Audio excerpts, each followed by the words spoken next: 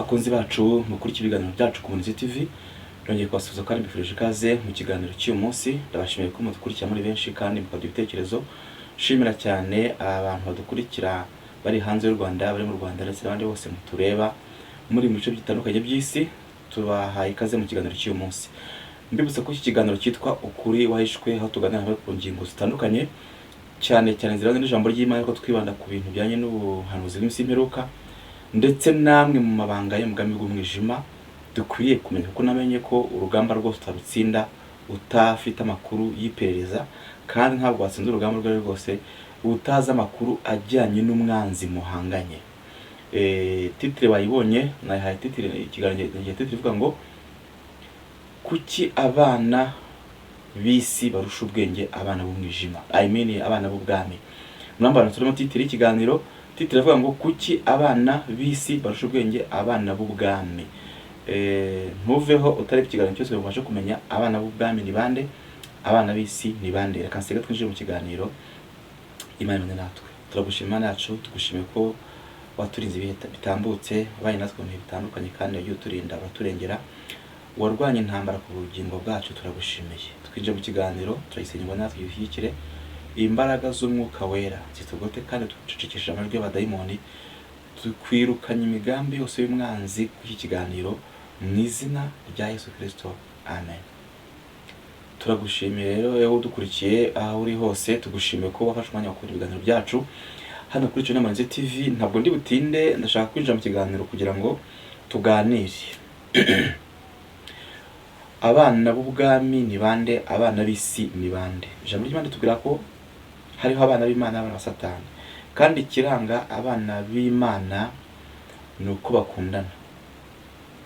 Ijambo ry'Imana mu gitabo cya Yohana, ubutumwa bwiza bwanditswe na Yohana igice cyaho cya mbere umurongo wa 12 kugera 13, handitse ko abamwemeye bose, abemeye Kristo birumvikana, bakizera izina rye, yabahaye ubushobozi bwo kuba abana b'Imana. Uwo murongo wa 13 ukavuga ngo abo ntibabyawe kubw'ubushake bw'umugabo cyangwa bw'umugore, ahubwo babyawe n'Imana. Bivuze ngo rero abo bana b'Imana nibo Bibiliya yita abana b'ubwami. Abana b'isi ni bande? Abana b'isi ni abakurikiye irindi nzira, abakurikiye umwami w'isi ari we Satani. Hanyuma ushobora kubona n'ititiro kugira ngo wenda hari ni ubukabya cyangwa se nasuzuguye abana b'Imana, ariko ndagendera ku byo nagiye mbona ndetse n'ubushakashatsi nakoze ku giti cyanjye, aho nagiye mbona abana b'isi barusha abana b'ubwami ubwenge. Reka tuvuge wenda ku buryo igihe kimwe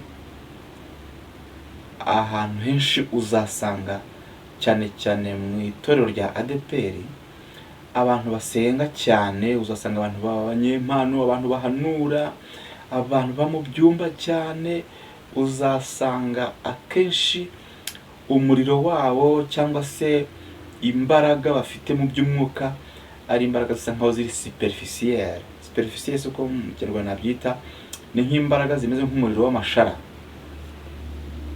kuko ujya kumva mu gihe gitoya wa muntu wahindaga, wa muntu wahanuraga, wa muntu wakoraga ibintu bikomeye, ukumva ngo yishingiye, ngo umukobwa ngo yishingiye, ukumva ngo kanaka yaraguye.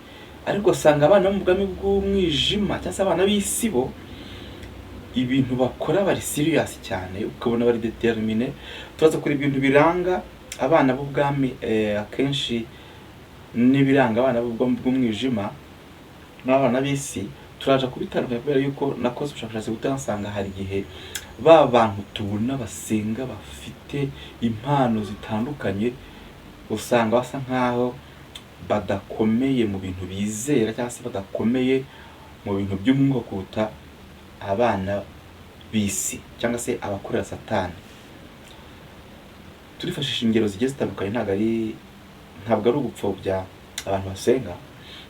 Nabwiye ko nafatiye ku byo nagiye nitegereza, ibyo nabayemo, ndetse n'ubushakashatsi nakoze ku giti cyanjye. Reka turebe ijambo ry'Imana mu gitabo cy'Imigani tubere muri iki kiganiro. Turebe ijambo ry'Imana mu gitabo cy'Imigani ibice byaho ngira ngo ni ibice 7:25. turebe imigani ibice 7 umurongo wa 25 twifashisha uyu murongo. Aho hantu haranditswe ngo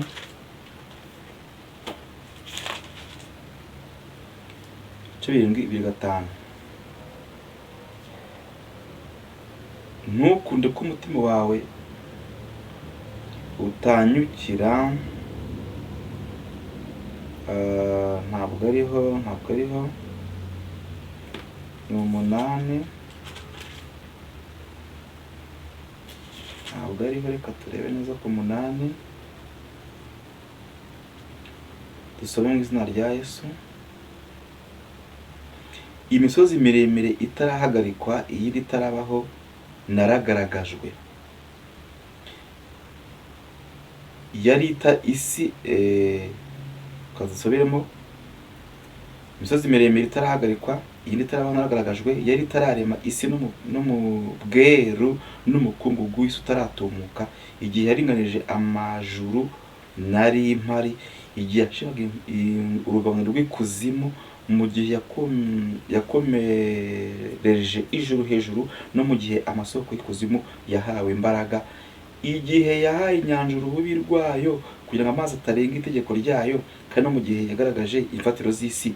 Icyo gihe nari kumwe nayo ndi umukozi w'umuhanga, kandi uri umunezero wayo iminsi yose, ngahora nezerewe imbere yayo. Ninde uvugwa muri iyi nkuru dusomye mu migani? Uvugwa muri iyi nkuru ni Yesu ubwe wivugaga, ariko ni Salomo iki gitabo cy'imigani asobanura uburyo Yesu yabanye n'Imana kandi yahoranye nayo, ibintu byose byaremwe ahari, kandi ngo yari umukozi w'umuhanga. Bivuze ngo abantu ubundi bahamagawe n'Imana bakabaya ari bo banyabwenge kuruta abandi bose, bakabaya ari abahanga, kuko Imana itanga ubwenge.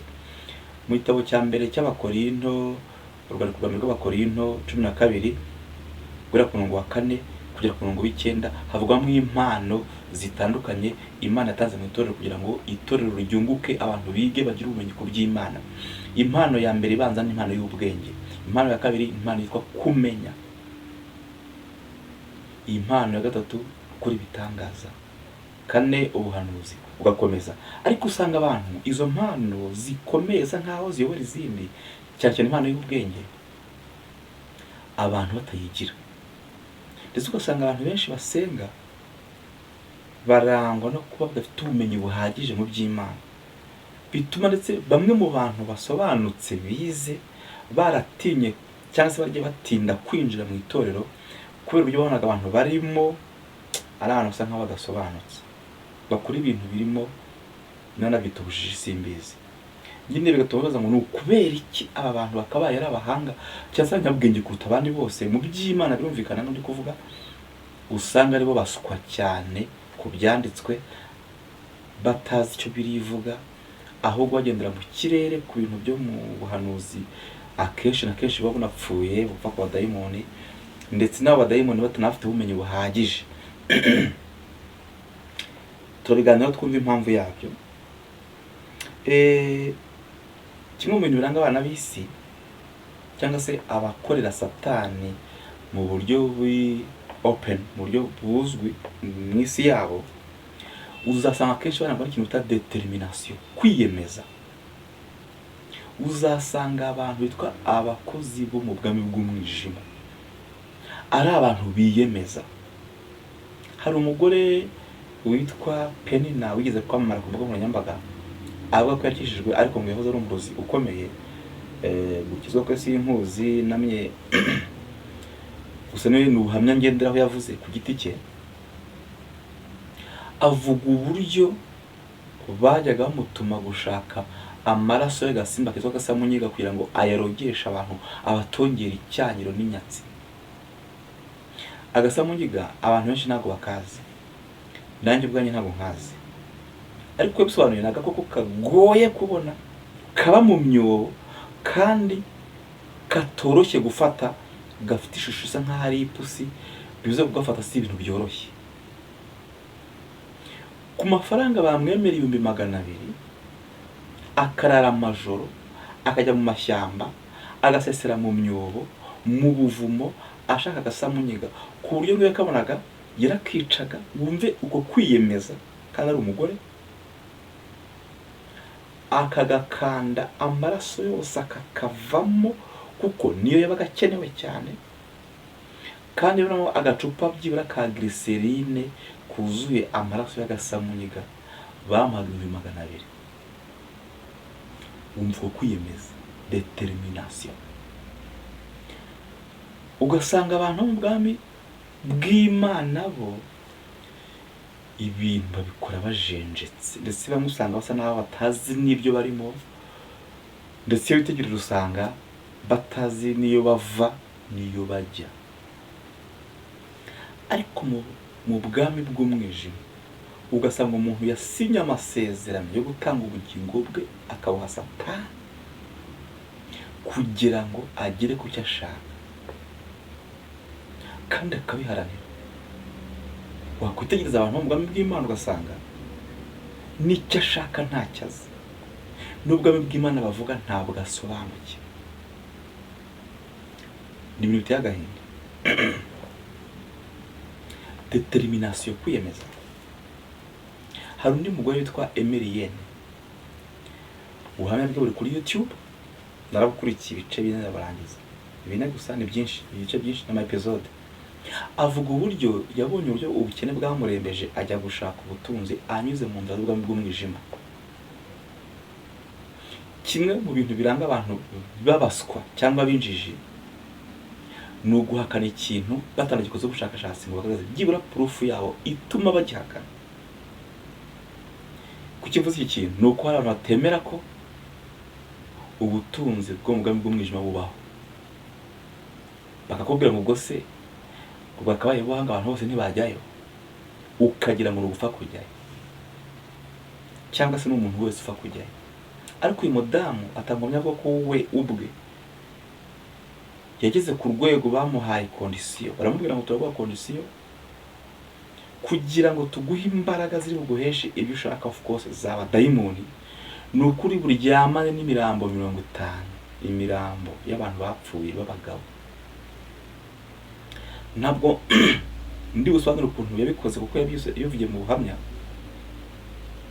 ariko nk'umuntu yumvishe ikintu ashaka kutaguhakana aguhakanya avuga ati ibyo bintu ni ukubeshya n'agatwiko. Ubwo se umuntu yasamana n'umurambo gute? Hari n'abatemera ko abadayimoni baba. Icyo bwacyo ni cyerekana ko uri ku rwego ruciriritse ndetse uri umuswa, kuko umuntu ahakana ikintu yakoreye research afite proof. Icya kabiri, ntabwo binemewe kwemera ikintu icyo ari cyo cyose udakoze research ubushakashatsi bwawe ngo none ubone proof zemeza ko ikintu cyo uko cyemeye ari ukuri. Uyu mugore yavuze uburyo yagiye gushaka ubutunzi mu bwami bw'umwijima bamuhaye condition kandi arazikora, asambana n'imirambo 50, bamuha n'ububasha, bamuha n'abadayimoni bamukoresha ibyo bamukoresha, agera ku rwego rw'umukire n'umuherwe, agura mu modoka, yubaka amazu. Nuko byarangiye akishijwe, ariko yakijwe amaze gutanga se y'igitambo ikuzimu, amaze gupfa abadayimoni bazo kumujyana. Ubu tuvugana hari n'abantu batemera ko abantu batamba abandi h'ibitambo by'amaraso ubwami bw'umwijima kugira ngo babashe kubona ibyo bashaka kugera. Ubwo nabwo ni ubuswa. Reka twihute. Determination ni ikintu gikomeye kiranga abana b'isi. Kabiri, gukora bashishikaye. Iyo witegereje mu isi ibyaha bikorwa, abantu bikora bashishikaye. Niba hari usinda arasinda akamariramo akaziruka, uko n'umwana w'umukobwa w'imyaka 18, 20 yasinze agaramye mu muhanda yamariyemo kwe. Niba ari usambana aramariramo akabikora ashishikaye, aho bamwe babone byivugira.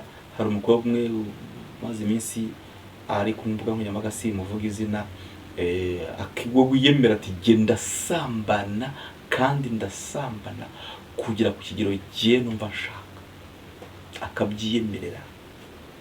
Gushishikara ariko nibitegeza abana bo mu bwami bw'Imana uzasanga ibintu bakora bakururuka ari ugukurura. Sinzi niba hari nk'umuntu nkurikiye yarabaye muri korali ngo muri commentaire atubwire ukuntu usanga abaririmbyi baruhanye n'abayobozi babo ari ugukurura, bisa nkaho umuntu atazi n'ibyarimo,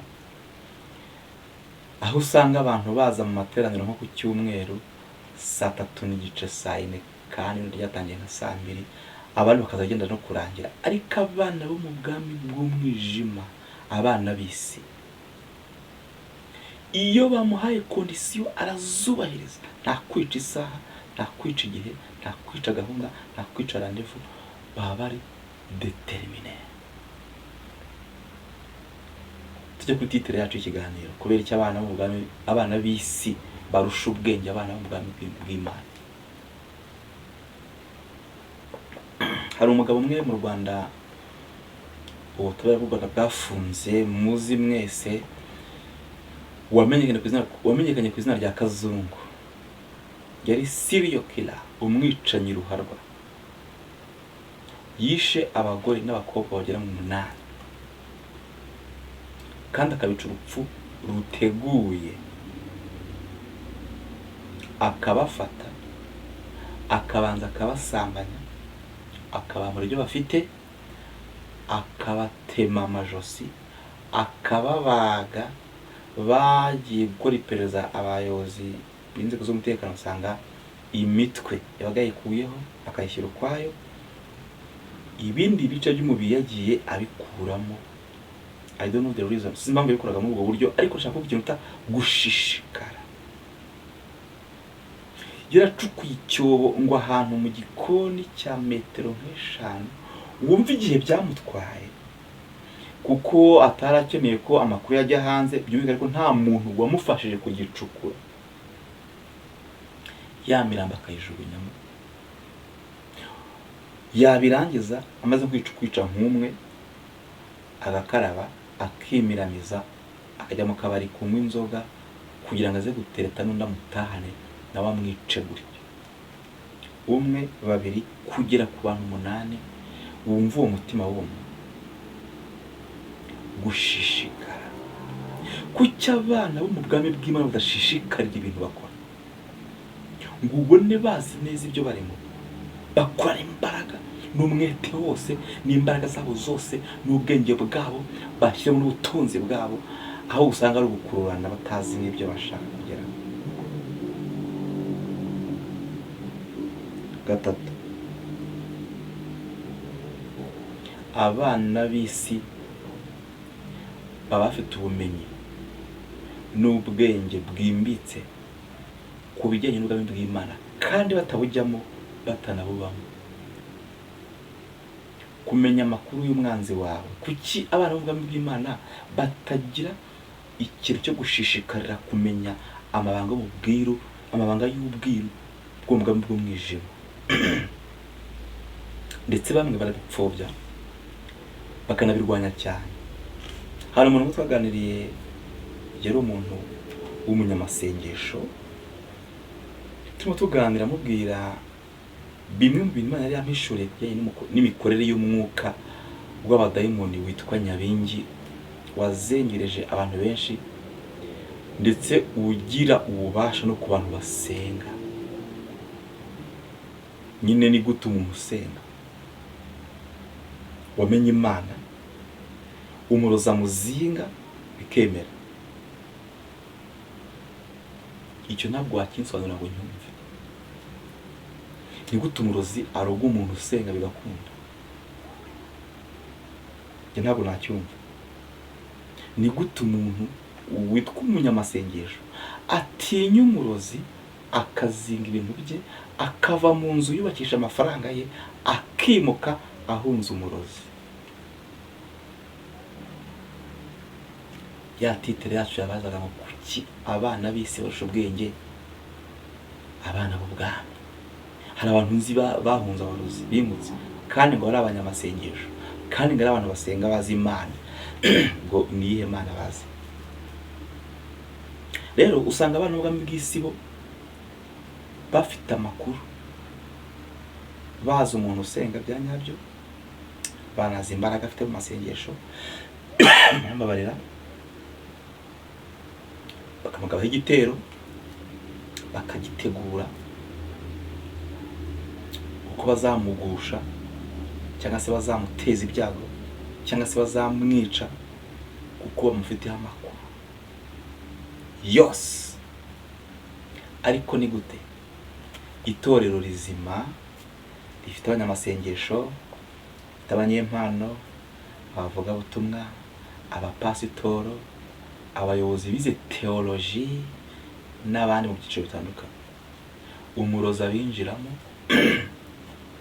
umwe akabafata, akabayobora, akabakontorora, akabazengereza, akabarogera abana, akica ubukwe, agateza impanuka, agateza ibibazo, akabateza indwara, nta muntu n'umwe uramuhishurirwa.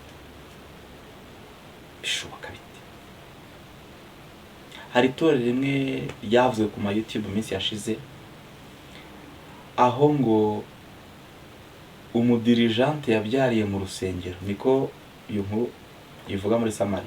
Umuyobozi wa korali mu bya uyoboye indirimbo muri korali runaka kandi muri ADPR, idini ry'umwuka cyangwa se itorero ry'umwuka rigira abanyempano benshi banerekwa banahanura, ngo uwo mudirijante w'iyo korali yabyariye mu rusengero. Byagenze biti? Iyo nkuru ivuga ko icyambere hadutse umwuka w'ubuhanuzi bupfuye. Umaze kwaduka, abayobozi b'iyo korali bagasambana hagati yabo ubwabo, aho bivuga ko umuyobozi w'iyo korali yasambanyije uwo mudirijante amutera inda. Ayimuteye babonye ko bigiye kurabura, bahanura ko arwaye ngo urushwima. Inda imaze kugenda igaragara, haduka ubuhanuzi buvuga ko uwo mudirijante arwaye urushwima, ngo umwijima wabyimbye. Haboneka itsinda ry'abanyamasengesho nakwita b'ibigoryi ngo bagiye gusengera umuntu ngo akire urushwima.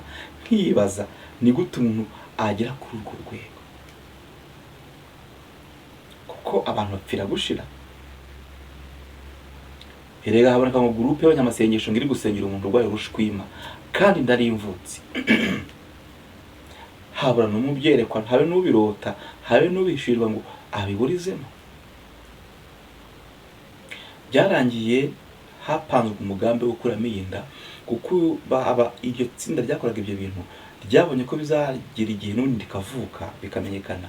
Bapanga plan yo kuyikuramo, baranabigerageza ndetse ngo banayikuramo, bibwira ko yavuyemo, ndetse bamobilizinga rya tsinda ry'abanyamasengesho b'ibigoryi, niko ndi bubite, babyihananye kubita iryo zina, kubera ibikorwa bakoze n'iby'ubugoryi, ngo bajya gushima na mu rusengero ko uwo muntu yakize urushwima, bibwira ko inda yavuyemo.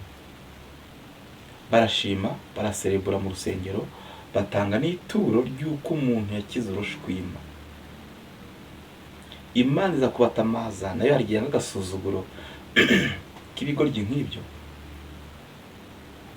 Wa mukobwa aza kubyarira mu rusengero, afatwa n'ibise mu buryo butunguranye, bayoberwa aho umwana avuye, abyara ari mu rusengero kandi abantu bahari, ari mu materaniro. Banarumirwa. Ni gute ubwo ibyo bintu bibaho ahantu mu itorero ry'umwuka ntibimenyekane, abanyamwuka ntibabibone? Tuvuge se ko babibonye bakabihishira kugira ngo hatabikize. N'ahandi. Ibyo ni ibintu rero usanga rimwe na rimwe umuntu yibaza ngo kuki abana bo mu bwami bw'Imana batagira umwete wo gushishikarira kumenya amabanga ahishwe mu bwiru bw'ubwami bw'umwijima ngo bayasobanukirwe, bamenye imikorere ya Satani, imikorere y'abo bakonikoni n'abarozi, uko imbaraga zabo zikora. Of course birumvikana babona uko baba neutralize cyangwa se baburizamo imigambi yabo. Akandi kantu tugarutse gato ku bana b'ubwami bw'Imana, uzasanga ari abantu umubare munini wabo bafite ubumenyi buke ku byerekeye n'Imana bavuga ko basenga. Ubumenyi buke. Cya kabiri, uzasanga ari abantu boroshye kuyobywa n'imyuka y'abadayimoni, ku buryo abantu bitwa abanyempano umubare munini uzasanga bakoresha imyuka y'abadayimoni ikunda gukora cyane n'umwuka wa nyabingi n'umwuka w'abarangi. Niyo myuka ihanura cyane. Ubuhanuzi bwinshi uzasanga tuba kuri iyi myuka ibiri, umwuka w'abarangi n'umwuka wa nyabingi. Ni abantu rero byoroshye kuyobya kubera yuko nta bumenyi buhagije ku Mana ndetse no ku mwuka bari bavuga bakiriye nta bumenyi buhagije bafiteho. Kubakontoroloza indi myuka ya kidayimoni biroroshye cyane.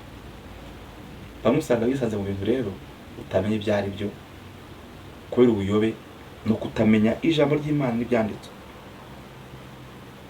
Nk'iyo kesi twavuze y'uwo mudirigente hadutse iyo myuka y'ubuhanuzi bupfuye, kandi ikigusetsa abantu iyo barebye kuri iryo torero usanga ngo ari abanyempano bakomeye bazwi, mbese nibo bantu nyine Imana ivugiramo. Ariko wareba imigirire yabo n'ibyo bikorwa byo gusebya no gutuka Imana, ugasanga nta Mana bifitiye, ahubwo ni imyuka y'abadayimoni bakoresha. Ikindi nuko uzasanga abantu mu bwami bw'Imana cyangwa se abantu basenga batifuza, badashaka kurushaho kongera kwiga, guhishurirwa no kumenya amabanga yimbitse mu bwami bwa Satani. Kuko nababwiye mu gutangira abenshi banabihakana kuko tisibyo ni biki. Ntabwo nanyinjira nkuru y'uwo muntu twaganiriye mubwira Imana yampishuriye ku mikorere ya Satani n'abadayimoni cyane mu kanyabingi arabiranga ibyo bintu byihorere. Ariko ubundi w'ibyo uvuga urwa ngo uririmba abadayimoni ngo ajya muri bamamaza, ubwo se ngo wajye uvuga Yesu nguni kuko Yesu ahagije ngo ibyo abadayimoni ukabyihorera. Urumva ubujiji abantu barimo. N'uwo Yesu avuga ntamuzi.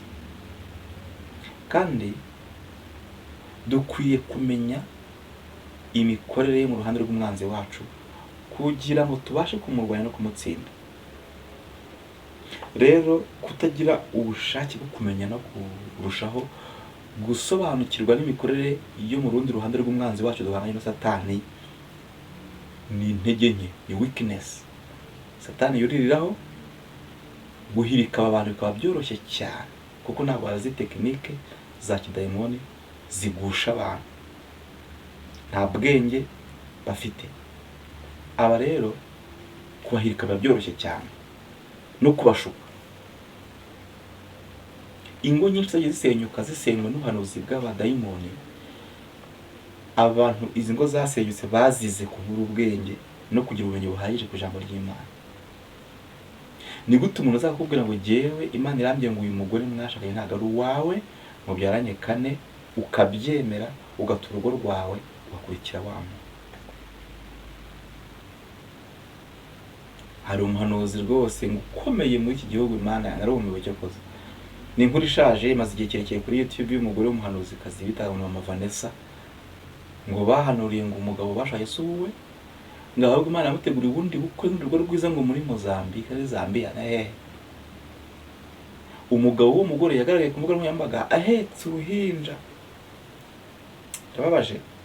Uyu mugore yataye akurikira ngo umusore bamuhanuriye ngo uzamushaka muri ibi bihugu byo mu majyepfo ya Afurika za Zambia naho hose.